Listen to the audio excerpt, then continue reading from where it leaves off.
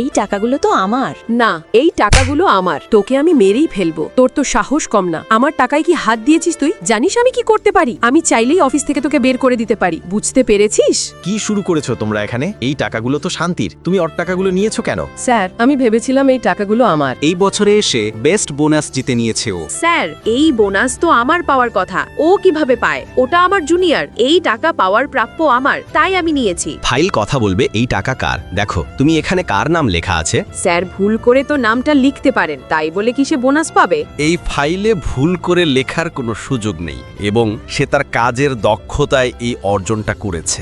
দাও, টাকাগুলো আমাকে দাও। হেড অফিস থেকে শান্তির কাজের দক্ষতায় তাকে বছরের সেরা বোনাসটি দিয়েছে। আমি চাইলেই এখানে ইচ্ছা করে কোনো কিছু করতে পারবো না। স্যার, আমি একটা জিনিস বুঝি না, সিনিয়র থাকতে জুনিয়র টাকা পায় কিভাবে? আমি তো এই অফিসে সর্বোচ্চ ভালো কাজ করি। আজকে যদি আমি তোমাদের পরীক্ষা নেই তাহলে শান্তির আগে যেতে পারবে না। ওর কাজের দক্ষতা ও বুদ্ধিমত্তার কাছে তুমি হেরে যাবে। তুমি 5 বছর থেকে এখানে আছো, তুমি একটা ভালো ক্লায়েন্ট ও একটা ভালো কাজ কোনোটাই ঠিকভাবে দিতে পারোনি। এই বিষয়টা আমি ভালো জানি। স্যার, আপনি ওর সাথে আমার তুলনা করছেন। ও কোথায় আর আমি কোথায়? এই অফিসে কেউ নেই যা আমার কাজের ভুল ধরবে। আমি চাইলে প্রত্যেকের চাকরি ছাঁটাই করে দিতে পারি। তুমি আমাকে ধমকাও? তোমার বিষয়টা আমি দেখছি। হ্যালো বন্ধুরা, ওকে কি চাকরি থেকে বের করে দিব? আর ভিডিওটি তোমাদের কাছে কেমন লেগেছে? ভালো লাগলে লাইক করে চ্যানেলটিকে সাবস্ক্রাইব করে দাও।